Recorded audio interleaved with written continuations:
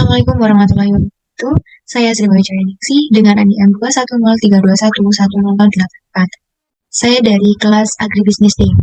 Di sini saya akan mempresentasikan hasil analisis mini riset saya terkait preferensi konsumen terhadap pembelian rujak buah Zulfikar menggunakan analisis conjoin.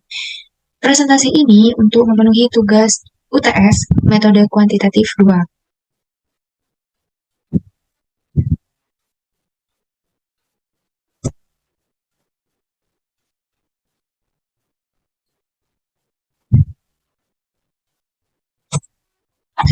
Oke, untuk pokok pembahasan pada presentasi saya kali ini yaitu ada 6 pokok bahasan. Yang pertama, pendahuluan, yang kedua, metode penelitian, yang ketiga, hasil dan pembahasan, dan yang keempat, kesimpulan dan saran, yang kelima, daftar pustaka, dan yang terakhir, lampiran. Langsung saja ke pembahasan yang pertama, yaitu pendahuluan. Di sini latar belakang. Latar belakang saya memilih preferensi konsumen terhadap pembelian rujak buah Zulfikar dikarenakan penelitian ini dilakukan di Kecamatan Blega, di mana Blega adalah salah satu kecamatan yang ada di Kabupaten Bangkalan, letaknya di ujung timur Kabupaten Bangkalan. Kecamatan Blega merupakan kecamatan yang dikenal dengan pasar buahnya yang buka 24 jam dan banyak sekali jenis buah yang tersedia di pasar buah Blega ini. Tak sedikit masyarakat dari luar Blega yang membeli buah di pasar buah ini. Terkadang sampai sering terjadi kemacetan. Biasanya masyarakat Blega mengonsumsi buah tersebut secara langsung maupun diolah. Seperti contoh diolah menjadi rujak buah. Di Blega ini ada salah satu warung rujak buah yang terkenal yaitu Rujak Buah Zulfikar. Meskipun tak sedikit yang menjual rujak buah di Kecamatan Blega, namun rujak buah Zulfikarlah yang menjadi favorit masyarakat Blega terutama bagi kalangan remaja. Semakin banyak jumlah konsumen, maka semakin beragam pula preferensi masing-masing konsumen terhadap rujak buah Zulfikar. Untuk mengetahui preferensi konsumen tersebut, maka dilakukan penelitian tentang preferensi konsumen rujak buah Zulfikar di Kecamatan Blega. Kemudian untuk rumusan masalah, di sini karena banyaknya konsumen rujak buah Zulfikar sehingga menimbulkan preferensi konsumen yang berbeda dan adanya keluhan dari konsumen terkait preferensi terhadap rujak buah Zulfikar tersebut. Kemudian tujuan dari penelitian ini yang pertama menganalisis karakteristik konsumen rujak buah Zulfikar di Kecamatan Blega. Yang kedua menganalisis preferensi konsumen rujak buah Zulfikar di Kecamatan Blega. Kemudian untuk manfaat dari penelitian ini dapat mengetahui preferensi konsumen terhadap rujak buah Zulfikar sehingga nantinya dapat meningkatkan kualitas penjualan rujak buah Zulfikar. Pembahasan yang kedua yaitu ada metode penelitian. Penelitian ini dilaksanakan pada bulan Oktober 2022 di Jalan Raya Pangarengan, RT 02 RW 06 Morlau, Kecamatan Blega. Data yang digunakan pada penelitian ini merupakan data primer yang diperoleh dengan menggunakan kuesioner yang diisi oleh 20 responden terhadap masyarakat Blega yang berusia rata-rata 19 sampai 22 tahun. Untuk analisis data yang digunakan yaitu analisis deskriptif kuantitatif dengan metode skala Likert berdasarkan nilai interval 1 sampai 5, di mana 1 adalah sangat tidak suka, 2 tidak suka, 3 netral, 4 suka, dan 5 sangat suka. Skala Likert ini yang digunakan untuk mengetahui karakteristik konsumen rujak buah Zulfikar. Kemudian yang kedua, analisis datanya menggunakan analisis conjoin, di mana analisis conjoin ini digunakan untuk mengetahui atribut-atribut yang menjadi preferensi konsumen dan diperhitungkan oleh konsumen rujak buah Zulfikar. Kemudian untuk pengolahan data ini, pada penelitian ini dilakukan menggunakan alat bantu yaitu SPSS versi 25. Nah, ini dia merupakan atribut dan level yang ada pada rujak buah Zulfikar, di mana terdapat 4 atribut dan setiap atribut terdiri dari 2 hingga 3 level. Untuk atribut yang pertama, yaitu ada kualitas buah yang terdiri dari dua level, yaitu segar dan layu. Atribut yang kedua, yaitu bumbu yang terdiri dari dua level, yang merupakan petis dan kacang. Atribut yang ketiga ada layanan, di mana terdiri dari dua level, yaitu take away dan makan di tempat. Dan yang terakhir ada atribut topping, yang terdiri dari tiga level. Yang pertama yaitu mie bihun, yang kedua keripik, dan yang ketiga puyuh. Oke teman-teman, di sini saya akan mempraktikkan bagaimana cara mengoperasikan SPSS dalam analisis conjoin. Langkah pertama, kita harus menentukan suatu atribut dan levelnya terlebih dahulu. Di sini sebelum kita membuat atribut dan levelnya, kita harus membuat file terbaru karena ini akan berhubungan dengan analisis pada saat SPSS nantinya. Di sini saya membuat suatu file baru di dokumen D dan saya beri nama UTS angka 2 Ayu. Ini ya teman-teman, di sini saya tekankan teman-teman harus benar-benar memperhatikan alamat dan nama filenya. Lanjut, langkah yang pertama, kita membuat stimulus terlebih dahulu. Di sini saya sudah menentukan suatu atribut dan levelnya. Nah, di sini saya terdiri dari 4 atribut dengan 2 hingga 4 level. Bisa dilihat ya teman-teman, ini atributnya ada 4 dan ini level-levelnya. Jika sudah membuat ini, oh ya teman-teman, kita membuat atribut dan levelnya ini di Excel terlebih dahulu ya teman-teman. Hal ini akan memudahkan kita pada saat input data ini ke SPSS. Lanjut, kita input data ini ke dalam SPSS. Kita buka SPSS-nya terlebih dahulu, kemudian kita klik data, orthogonal design, dan kita. Nah, di sini ada faktor name dan faktor label. Ini kita isi dengan nama atribut ya teman-teman. Ya, atribut yang pertama kita lihat di sini ada kualitas buah, bumbu, layanan, dan topik. Yang pertama kita kualitas. Oh ya teman-teman, di faktor name ini kita tidak boleh menggunakan spasi karena jika kita menggunakan spasi maka data ini tidak akan terbaca di SPSS-nya. Kemudian faktor label. Nah, di faktor label ini kita bisa menggunakan spasi ya, dan seterusnya.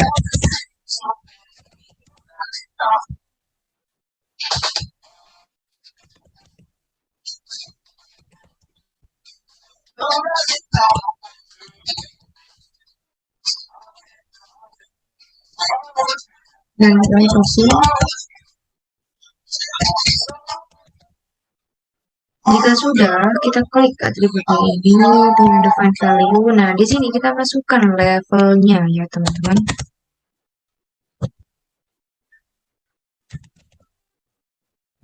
Continue. Lanjut atribut yang kedua.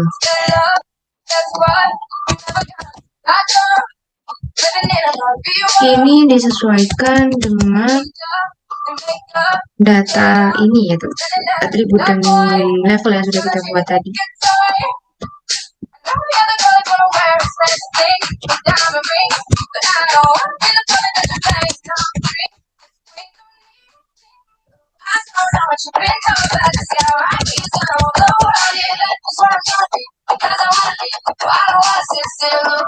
Dan yang terakhir topi.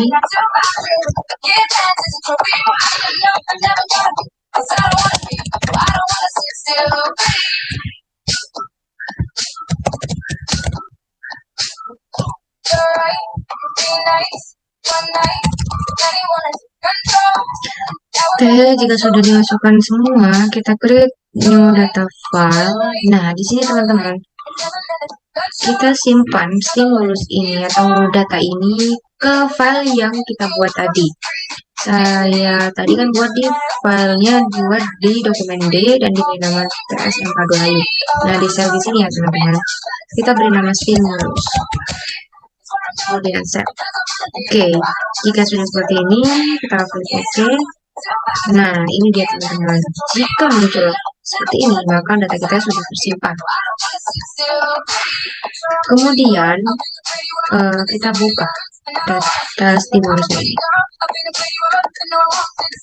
Oke, ini dia teman-teman stimulus yang kita buat tadi. Nah, cara bacanya ini kualitas buah, bumbu kacang, layanan takeaway, topping keripik. Nah, ini ke sampingnya teman-teman cara bacanya. Ini bisa menjadi patokan atau pertanyaan yang akan dicantumkan di kuesioner yang akan kita buat nanti.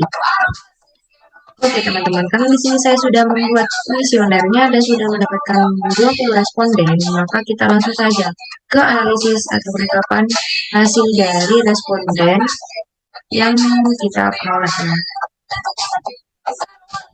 Saya sudah merekap hasil responden ini ke dalam Excel ya teman-teman, karena agar memudahkan saya untuk input ke SPSS-nya nanti. Ini teman-teman hasil rekapan dari responden yang saya dapatkan. Di sini saya mendapatkan responden sebanyak 20 responden.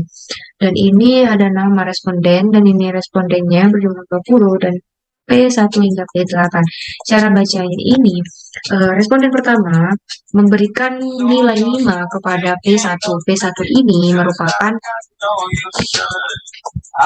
ini ya teman-teman, kualitas buahnya segar dengan bumbu kacang, layanan takeaway dan toppingnya keripik. Kemudian ini P2, P2-nya ini, P3-nya ini, P4-nya ini, dan seterusnya seperti itu. Oke, langsung saja kita input data ini ke dalam SPSS. Caranya kita copy terlebih dahulu dari responden hingga P8 ini. Kemudian kita ke SPSS, di SPSS kita new data.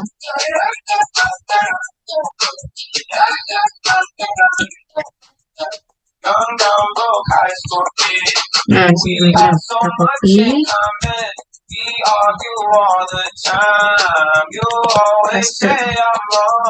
Nah, ini dia teman-teman. Di sini kita ubah variabel yang pertama menjadi responden. Kemudian ini P1, P2, P3, dan seterusnya. Kayak ini 12 string ya teman-teman. Kemudian ini desimalnya kita ubah. Kedua.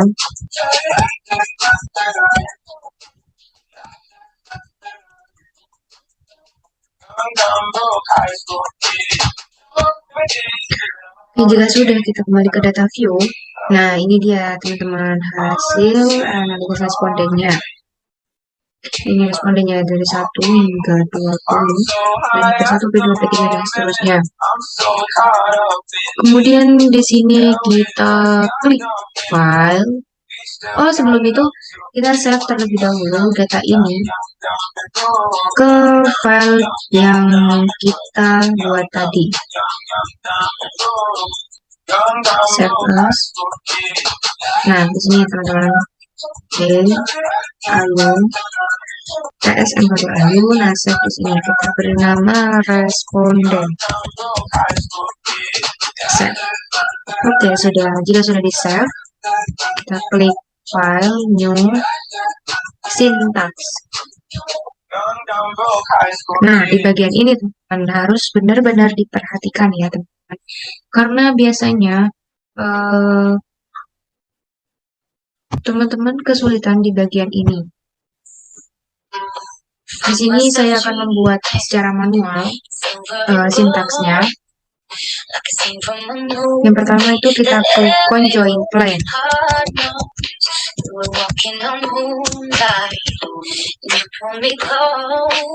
Sama dengan, nah, conjoin plan ini merupakan atau kita mencantumkan alamat file dari data stimulus yang kita buat tadi ya teman-teman. Kita lihat alamat file di sini. Ini dia stimulus. Stimulus ini terdapat atau tersimpan di file dokumen dengan nama UTS-MK2AYU. Kita masukkan di sintaks. Nah, caranya itu perhatikan ya teman-teman. Oke, titik 2 garis masukkan ini D, ini masukkan dari dokumen D, dan kita masukkan nama filenya UTS-MK2AYO. Jangan sampai salah teman-teman, disesuaikan dengan nama file yang teman-teman buat. Kemudian di sini kita beri masukkan nama file stimulus.set. Kemudian yang kedua kita masukkan data. Sama dengan data ini kita masukkan alamat file dari data responden tadi ya teman-teman. Dari UTS MK2 responden. Ini yang ini ya teman-teman. Perhatikan ini. Kita lanjut dari yang ketiga itu sport. Sama dengan, nah di sport ini kita masukkan P1 tadi karena berhubung di data saya itu terdiri P1 hingga P8, jadi kita masukkan P1 to P8. Jika punya teman-teman itu terdiri dari P1 hingga P9, jadi di sini ya di input P1 to P9 ya. Lanjut yang keempat itu ada subjek. Nah, untuk subjeknya ini kita tulis responden. Yang kelima itu ada faktor. Nah, di faktor ini kita memasukkan nama atributnya.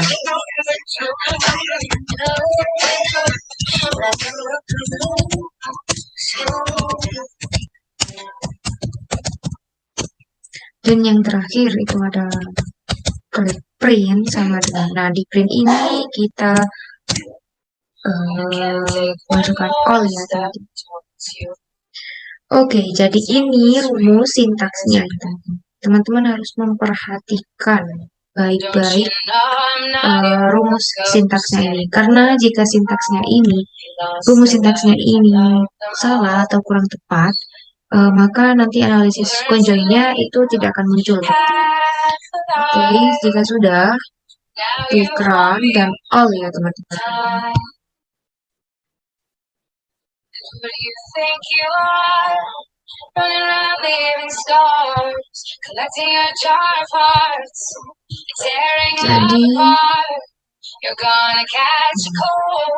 seperti ini teman-teman. Sebentar, saya cek ulang alam datanya.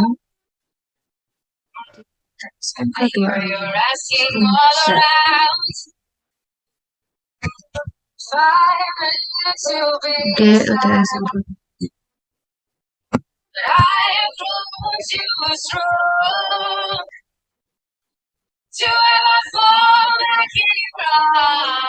coba kita klik untuk kali UTS MK2 kali stimulus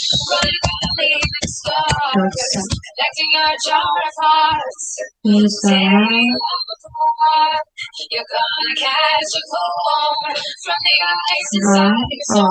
So don't come back for me. Who do you think you are?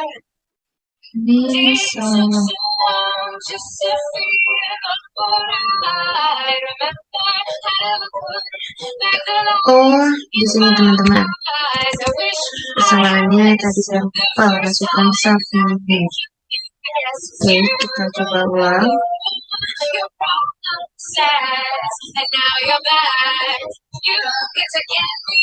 Nah, ini dia teman-teman, sudah bisa. Jadi seperti tadi ya teman-teman, harus benar-benar teliti di bagian rumus sintaksnya. Karena jika kita salah atau kurang memasukkan alamat filenya, maka tidak akan muncul analisis conjoinnya. Ini dia teman-teman hasil dari analisis conjoinnya.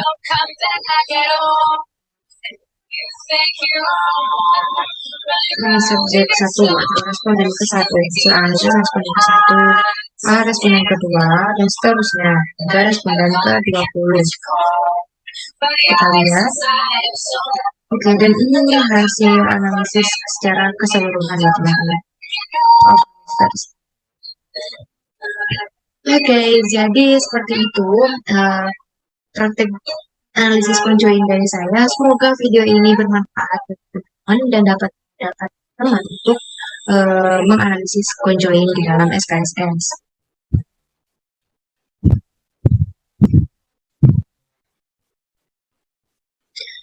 Kemudian pembahasan yang ketiga yaitu ada hasil dan pembahasan. Di mana di sini merupakan hasil dari analisis conjoin yang diolah melalui SPSS dan interpretasinya. Yang pertama ada kolerasi keseluruhan. Bisa dilihat ya teman-teman. Di sini pada tabel didapat hasil nilai predictive accuracy pada peringkat persons dan kendal tahu sebesar 0,000 dan 0,001. Pada hasil penelitian ini dapat disimpulkan bahwa pada peringkat person R dan kendal tahu memberikan hasil korelasi yang signifikan, yaitu lebih kecil dari taraf kesalahan sebesar 0,05. Sedangkan pada nilai person R menunjukkan bahwa terdapat keterkaitan antara preferensi konsumen dengan profil atribut pada sikap konsumsi rujak buah Zulfikar. Dengan kata lain, preferensi konsumen sebesar 98,3% dipengaruhi oleh kombinasi atribut yang ada dalam kuesioner, sedangkan sisanya 1,7% dipengaruhi faktor lain yang selain pada model. Yang kedua, ada utilitas keseluruhan.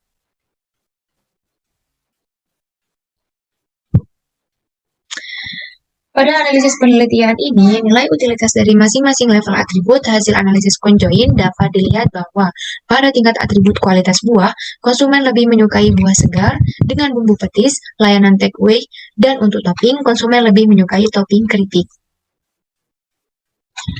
Yang ketiga yaitu importance values keseluruhan. Dari tabel importance values diperoleh hasil nilai kepentingan masing-masing atribut mulai dari peringkat yang terendah sampai dengan peringkat yang tertinggi yang menjadi pertimbangan preferensi konsumen dalam mengonsumsi rujak buah Zulfikar. Tingkat atribut dengan nilai kepentingan paling tinggi dengan nilai 51,203 merupakan variabel kualitas buah. Bagi konsumen, kualitas buah merupakan atribut dalam menentukan mereka mengonsumsi rujak buah atau tidak. Selanjutnya, atribut topping merupakan atribut dengan nilai kepentingan kedua. Lalu, layanan juga mempengaruhi konsumen dalam mengonsumsi rujak buah Zulfikar. Konsumen tidak melihat bumbu, apakah itu bumbu petis atau kacang, sebagai atribut yang penting dalam mempengaruhi mereka mengonsumsi rujak buah Zulfikar.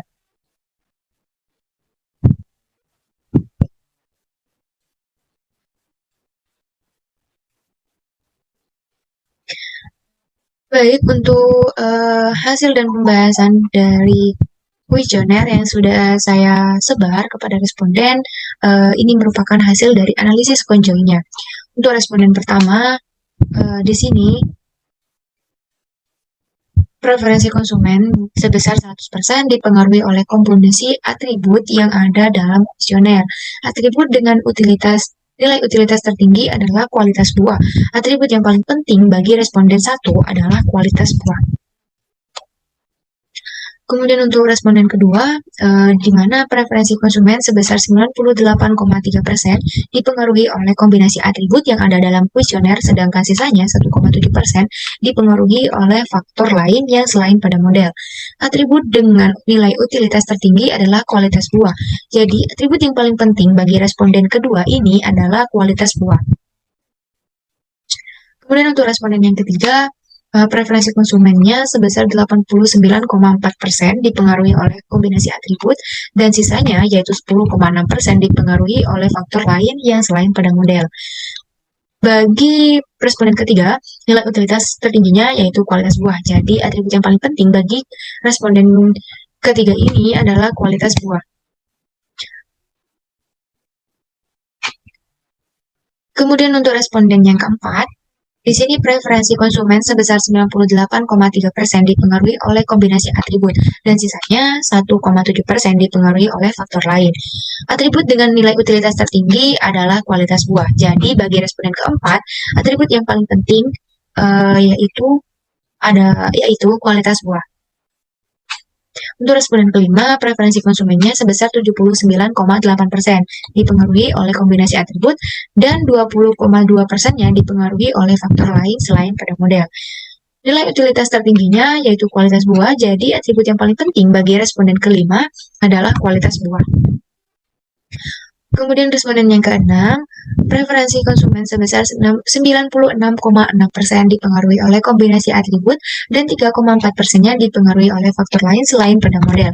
Utilitas tertinggi pada responden keenam ini yaitu layanan, dan atribut yang paling penting bagi responden keenam ini adalah layanan. Untuk responden yang ketujuh, preferensi konsumen sebesar 96,6% dipengaruhi oleh kombinasi atribut yang ada dalam kuesioner, sedangkan sisanya 3,4% dipengaruhi oleh faktor lain yang selain ada pada model. Atribut dengan utilitas tertinggi adalah kualitas buah, jadi atribut yang paling penting bagi responden ketujuh ini adalah kualitas buahnya. Dilanjut responden yang ke-8, di mana preferensi konsumen sebesar 100% dipengaruhi oleh kombinasi atribut yang ada dalam kuesioner. Atribut dengan nilai utilitas tertinggi adalah kualitas buah. Jadi atribut yang paling penting bagi responden ke-8 yaitu kualitas buahnya. Responden yang ke-9 memiliki preferensi konsumen sebesar 96,6%, dan sisanya 3,4% dipengaruhi oleh faktor lain. Atribut dengan nilai utilitas tertinggi yaitu kualitas buah. Jadi, atribut yang paling penting bagi responden ke-9 yaitu kualitas buahnya. Responden yang ke-10 memiliki preferensi konsumen sebesar 90,1% dipengaruhi oleh kombinasi atribut yang ada pada kuesioner dan sisanya 9,9% dipengaruhi oleh faktor lain selain pada model. Atribut dengan nilai utilitas tertinggi yaitu kualitas buah. Jadi atribut yang paling penting bagi responden ke-10 yaitu kualitas buahnya. Responden yang ke-11 memiliki preferensi konsumen sebesar 97,2% dipengaruhi oleh kombinasi atribut yang ada dalam kuesioner, sedangkan sisanya 2,8% dipengaruhi oleh faktor lain selain pada model. Atribut dengan utilitas tertinggi yaitu kualitas buahnya. Jadi menurut responden ke-11, atribut yang paling penting yaitu kualitas buahnya. Lanjut responden yang ke-12 memiliki preferensi konsumen sebesar 100% dipengaruhi oleh kombinasi atribut yang ada dalam kuesioner. Atribut dengan nilai utilitas tertinggi adalah kualitas buah. Jadi menurut responden ke-12 ini, atribut yang paling penting adalah kualitas buahnya. Nah, di responden yang ke-13 ini tidak terbaca oleh analisis conjoint pada SPSS, dikarenakan responden ke-13 ini mengisi kuesioner secara rata nilai Likert-nya, yaitu masing-masing pertanyaan diisi dengan nilai 4 semua. Mungkin saya hanya bisa mencantumkan hasil dari kuesioner responden ke-13. Bisa dilihat ya, teman-teman. Baik, lanjut responden yang ke-14 memiliki preferensi konsumen sebesar 96,1% dipengaruhi oleh kombinasi atribut yang ada dalam kuesioner, dan sisanya 3,9% dipengaruhi oleh faktor lain yang selain pada model. Nilai utilitas tertinggi yaitu kualitas buah, jadi atribut yang paling penting menurut responden ke-14 yaitu kualitas buahnya. Responden yang ke-15, preferensi konsumen sebesar 96,8% dipengaruhi oleh kombinasi atribut yang ada pada kuesioner, dan sisanya 3,2% dipengaruhi oleh faktor lain yang selain pada model. Atribut dengan utilitas tertinggi adalah kualitas buah. Jadi, atribut yang paling penting bagi responden ke-15 ini yaitu kualitas buahnya. Untuk responden yang ke-16 memiliki preferensi konsumen sebesar 79,1% dan sisanya 21,9% dipengaruhi oleh faktor lain.